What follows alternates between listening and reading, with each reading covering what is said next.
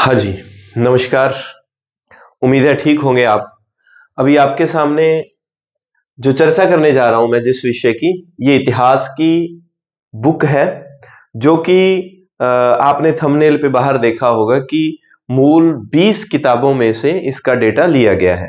पहले तो मैं ये हालांकि ग्रेड सेकंड के लिए डिजाइन की गई है, परंतु आप इसका इंडेक्स, पहले आप इंडेक्स देखें। आपको एक तो इंडेक्स सबसे अलग मिलेगा। इस बुक में क्या क्या स्पेशलिटी है वो मैं आपको खुद ही, मुझे लगता है कि ज्ञान सरोवर पब्लिकेशन से आई है, हमारे द्वारा लिखी गई है। तो मैंने क्या क्या सोच सोच के, जोशी सर ने क्या क्या सोच के इसमें डेटा हमने इंक्लूड किया है, वो सारा। पहले तो आपको ये इतने पेपर मिल जाएंगे, 1 2 3 4 5 6 पेपर मिल जाएंगे। फिर एक एक जो स्टेप है, क्योंकि अभी मैं लास्ट जो जो अभी इंटरव्यू देना है उस एग्जाम की बात नहीं कर रहा, अभी जो लास्ट 10 दिसंबर को हुआ, तो हिस्ट्री में मैं लेटेस्ट आज से 1 महीना पहले तक के एग्जाम लगातार पिछले 9-10 सालों से एग्जाम दे रहा हूं।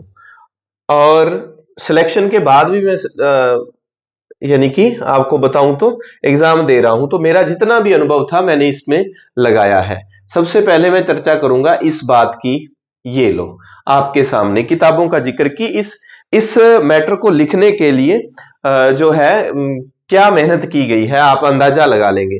अब अगर किसी विद्यार्थी को यह कहा जाए कि वो खुद इतनी किताबें पढ़े, तो पॉसिबल नहीं है। ग्रेड फर्स्ट का एग्जाम पास में ही है, ग्रेड 2 का भी 5-4 महीने में इतनी किताबें अभी जो है, चाहे कोई कितना ही कह दे मूल किताबों के लिए ये पढ़ो, मूल किताबों से आता है पेपर, पर मूल किताबें अगर कहा जाए कि 5-4 महीने में मूल किताबें पढ़ सकते हैं, ऐसा पॉसिबल नहीं है।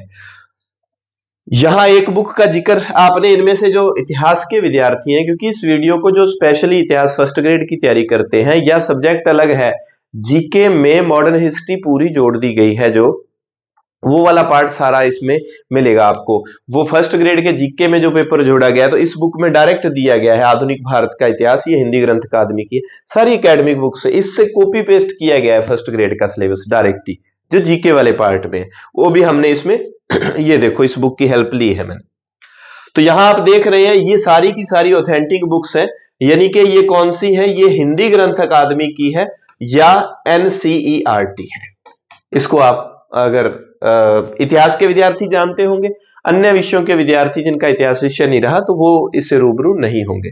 तो यहां प्राचीन भारत की 5 किताबें हैं, मेडिवल हिस्ट्री की 2 किताबें एनसीईआरटी को छोड़कर, और इधर 3 किताबें, नीचे विश्व इतिहास की 4 किताबें जो हिंदी ग्रंथ अकादमी की है।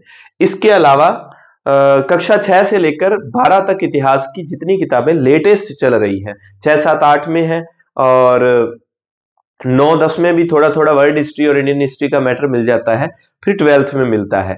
इसके अलावा पुरानी एनसीईआरटी, तो टोटली 20 किताबों से ये जो है बुक डिजाइन की गई है। यहाँ ये विश्व इतिहास की सुनील कुमार की राजस्थान हिंदी ग्रंथ अकादमी, राजस्थान हिंदी ग्रंथ अकादमी, जैन एंड माथुर, और पुरानी एनसीईआरटी जो इंदिरा अर्जुन देव की आती है।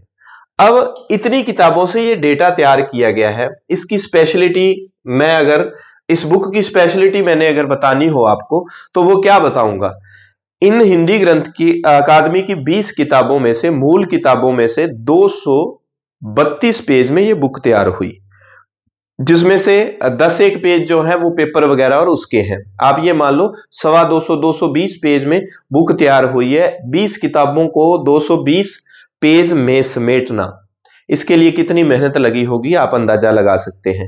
मार्केट में सबसे अलग मिलेगा, ये मैं ऐसा कह सकता हूं कि गाइड के रूप में, कोई गाइड में इतनी किताबों से तथ्य लिए गए हैं, ये एक अलग मेहनत की गई है।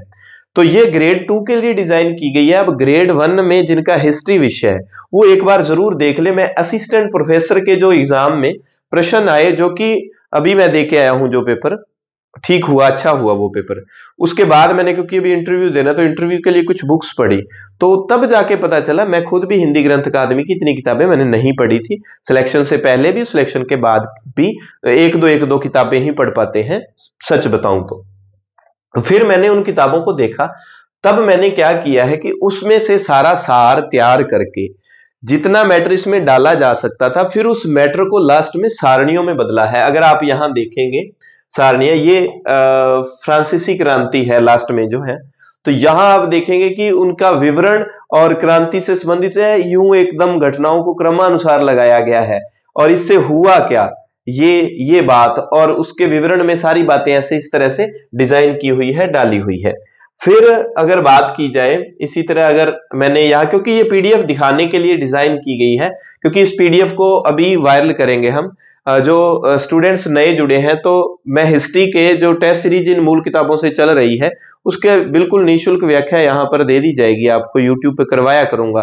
तो उम्मीद है आपको कुछ सीखने को मिलेगा उसमें। डिस्क्रिप्शन में ऐप का लिंक आपको मिल जाएगा, टेलीग्राम का लिंक मिल जाएगा, टेलीग्राम आप ज्वाइन कर सकते हैं। ये ठीक लगे हमारा मैटर अगर आप, तो आप यूट्यूब को सब्सक्राइब कर सकते हैं। अभी आप अमेरिकन जो रेवोल्यूशन है इसको अगर आप देखेंगे, यहां देखो, यहां घटनाओं से संबंधित बात की पहले, ये सब किताबों में चलो मिल जाता है आपको, ठीक है, ये किताबों में मिल जाता है। अब यहां पर ये थोड़ा सा अलग किया गया है कि इनको व्यवस्थित करके और इसको भी सार रूप में साथ में, कि आपने पहले वो पढ़ लिया, फिर यहां द्वितीय महाद्वीपीय कांग्रेस हुई, इतिहास के विद्यार्थी जानते हैं, तो ये तृतीय महाद्वीपीय कांग्रेस वो अलग से बाल्टीमोर में हुई थी, ये फिलाडेल्फिया में हुई थी। तो पहले आपने 5 पेजों में या 10 पेजों में टॉपिक को पढ़ा, बाद में उस सारे का आपको यहां पर क्या है कि सारणियों में विवरण मिल जाएगा, जो कि एक ही जगह पे युद्ध वगैरह, और आगे के पेज में क्या है कि इन युद्धों को अलग से सेट किया गया है कि युद्धों का 4-5 युद्ध जो है उनका क्रम अलग से, उस युद्ध की विशेषता क्या थी, फिर ये डायरेक्ट प्रश्न पूछे जाते हैं किसमें ये नारा दिया गया, फिर ये सारी बातें जो है, जो प्रधानमंत्री आए, प्रधानमंत्रियों को किसी वित्त मंत्री ने, किसी ने क्या काम किया, वो सारी बातें जो है, ये टाउनशेड वित्त मंत्री था, बाकी प्रधानमंत्री थे। तो इस तरह से इसमें डेटा दिया गया है ये सारा, और जो महत्वपूर्ण तथ्य है उनको क्या किया गया है, ये ज्ञान सरोवर पब्लिकेशन से एसएसटी की सभी पार्ट की बुक्स जो है, उसमें समाजशास्त्र की और दर्शन शास्त्र की आ गई है। अर्थशास्त्र की बुक की अगर बात करूं मैं, उर्मिला ताखर मैडम, जो कि और राजस्थान टॉपर हैं, 3rd रैंक थी उनकी, और 130 पेज में उन्होंने डाटा, और स्पेशली क्या है, आर्थिक समीक्षा के अभी आंकड़े जो आए हैं बजट के, जो कि मार्केट में अभी तक किसी बुक में आपको नहीं मिलेंगे जो एसएसटी के लिए तैयार की गई, क्योंकि वो पहले बनी हुई किताबें हैं। तो इसमें आपको वो डेटा 130 पेज में, मैडम का कंटेंट मैंने, क्योंकि हमने पब्लिश की थी बुक, वो भी छोटी सी थी, 19 में से 17-18 प्रश्न आ गए थे डायरेक्ट। तो इनका मटेरियल शॉर्ट एंड स्वीट होता है, लेकिन बहुत ही लाजवाब मैटर होता है।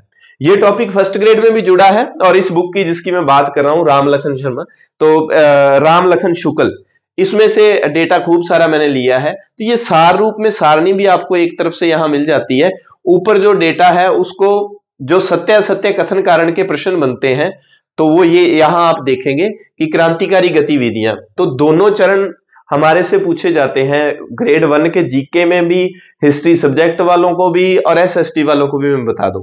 तो यहां पर हमने बहुत अच्छे से इसमें पहले इसकी भूमिका बांधी है, फिर दोनों चरणों का दोनों स्तरों में क्या अंतर थे, जो कि मैंने गाइडें खूब देख ली है, ये मूल किताबों से लिए गए तथ्य हैं। तो एग्जामिनर आजकल सत्य असत्य कथन कारण में बातें पूछता है, तो दोनों चरणों का तुलनात्मक रूप से यहां, कि पहले चरण में क्या विशेषता थी, दूसरे चरण में क्या विशेषता थी। पहले चरण में भी अगर कोई गुटबंदी है तो उनका, तो पहले चरण में उग्रवादी नेता अपने भावी कार्यक्रमों के बारे में स्पष्ट नहीं थे, वे सिर्फ इतना ही जानते थे, वगैरह वगैरह, ऐसे करके ये सामान्य बातें वैसे किताबों में मिल जाती है। दूसरी विचारधारी के, जो विचारधारा के नेता थे, देश में हिंसात्मक कार्यक्रम, उसमें भी, इस विचारधारा में भी, प्रथम चरण में भी 2 तरह की विचारधाराएं देखने को मिलती है। तो उसका सभी का जो पार्टीशन, जो विभाजन है, अच्छे से किया गया है इसमें। ये हमारे गांधी जी महाराज, कराची अधिवेशन बहुत फेमस रहा, तो ये गाइडों में थोड़ा सा मिस कर दिया जाता है, इसको हाईलाइट किया है, क्योंकि इस पे काफी कुछ, कराची अधिवेशन में काफी कुछ हुआ था। तो ये सारी बातें जो हैं, कौन सा आंदोलन अगर बात करें हम, ये अभी असिस्टेंट प्रोफेसर में आया था कि किस आंदोलन के समय मैजिक लालटेनों का प्रयोग किया गया था, सविन्या वगैरह। तो लेटेस्ट जो दिसंबर तक प्रश्न भी आए, तो उन प्रश्नों को भी हमने इसमें ऐड किया है। ऐसी बात नहीं है कि बिल्कुल नया काम करने का प्रयास किया गया है। यहां आप देखेंगे, आपके सामने 1857 की क्रांति की सारणी है। आपको सारणियां बहुत मिलेंगी, लेकिन ऐसी सारणी नहीं मिलेगी। हमें केंद्र का पता होता है, नेतृत्वकर्ता पता होते हैं। हम जब आगे से मटेरियल को पढ़ते हैं शुरुआत में, कि क्रांतिकारियों का अंत कैसा हुआ, तो यहां आप देखेंगे कौन कहां गया, ठीक है, युद्ध में शहीद हो गए, ये नेपाल गए, ये रंगून गए, ये इनको राजा जगन्नाथ ने गोली मार दी। फिर इनको क्रमानुसार सेट किया गया है। बरेली के बारे में एकेडमिक बुक्स में डेटा मिलता है कि लखनऊ के जस्ट बाद में बरेली में क्रांति हुई थी, तो वो क्रमानुसार, नहीं तो लखनऊ के बाद हम इनको ही पढ़ते हैं। फिर बात आ जाती है, तारीखों से ही दिया हुआ है। फिर ये बात आती है कि कौन कहां पर मारा गया। ये देखो, ये 3 लोग यहां मारे गए थे। फिर क्रांति का अंत, ये यहां मरे, इसने यहां दबाया विद्रोह को, एक मरा था, एक जिंदा रहा था, ये सारी चीजें। फिर ये स्पेशल करने का प्रयास किया कि क्रांतियां हुई, आज तक ऐसे प्रश्न पूछे गए, लेकिन वो क्रम पूछ सकता है कि क्रांतियों को दबाने का क्रम कहां कहां पर, तो सबसे पहले कहां समाप्त हुई, कहां समाप्त हुई, इस तरह से ये भी एक अलग कॉलम बना के पूरी क्रांति का जो है सारांश तैयार किया गया है। ये सामान्य मिल जाता है किताबों में कि किसकी किताब कौन सी है, उसके बारे में जो कैसी उसकी प्रकृति थी, नेचर था। ये मुगलों वाले में ये एक अलग से देखो, हमजनामा और अजमनामा हम पढ़ते हैं, हमजानामा, तो उसके बारे में डिटेल से कि ये कपड़े पे बना था, कागज पे बना था, चित्रकला शैलियों को अच्छे से एक्सप्लेन किया गया है सारी बातें। ये अभी असिस्टेंट प्रोफेसर में पूछा गया था, है ना, फरमाने साबती जो है किसकी नियुक्ति का पत्र था, सूबेदार का। तो वो चीजें जो है नई भी ऐड की है, ऐसा नहीं है। तो इस तरह से अब ये देखेंगे आप, आपके एक टॉपिक लगता है, ये गुप्त काल का है, सॉरी, तो गुप्तकालीन कला का, फिर इनका क्रम भी कई बार पूछ लेता है। फिर गुप्त काल के दौरान जो है ये प्रशासनिक प्रमुख अधिकारी, भूराजस्व, भूमि के प्रकार, व्यापारिक संस्थाएं, मुद्रा व्यवस्था, इसकी एक सारणी एक साथ दे दी। जो सामाजिक और धार्मिक स्थिति कि सामाजिक ढांचा कैसा था, स्त्रियों का, धर्म का, और ये सारी बातें। फिर जो कला से संबंधित बातें जो है, इसको जो के.एम. मुंशी ने स्वर्ण काल कहा था, क्यों कहा था, कौन सी विशेषताओं के कारण, वो सारी बातें इसमें एक्सप्लेन की गई है। फिर आपके एक टॉपिक लगता है सेकंड ग्रेड की, अगर बात करें एसएसटी हिस्ट्री में, मंदिर और मूर्ति कला की बात होती है, तो वो मौर्योत्तर काल से भी आगे तक का पूछता है। तो आप यहां देखेंगे सारणी बनी हुई है, भारतीय कला व स्थापत्य कला, प्रमुख राजवंशों का तुलनात्मक विवरण की स्पेशलिटी, सिंधु से लेकर कला की बात करते हैं, उदाहरण सहित और उसकी विशेषता सहित। स्थापत्य शैली कैसी, मौर्य काल में कैसा था और उसकी विशेषता क्या थी, उसका उदाहरण। कई बार सीधे पूछ लेता है ये किस कला का उदाहरण है, किस काल की कला का उदाहरण है, इस तरह से। तो आप यहां देखेंगे गुप्त काल, पल्लव, राष्ट्रकूट, चालुक्य, जो हिस्ट्री विषय के हैं उनको एक जगह पे इस तरह से तुलनात्मक चीजें मिलना, मार्केट में एक जगह पर ऐसा मिलना मुश्किल है, क्योंकि मैं पिछले 10 वर्षों से इतिहास का विद्यार्थी हूं, तो ये खुद ही तैयार करना पड़ता है, ऐसा मटेरियल हमें तुलनात्मक रूप से नहीं मिलता।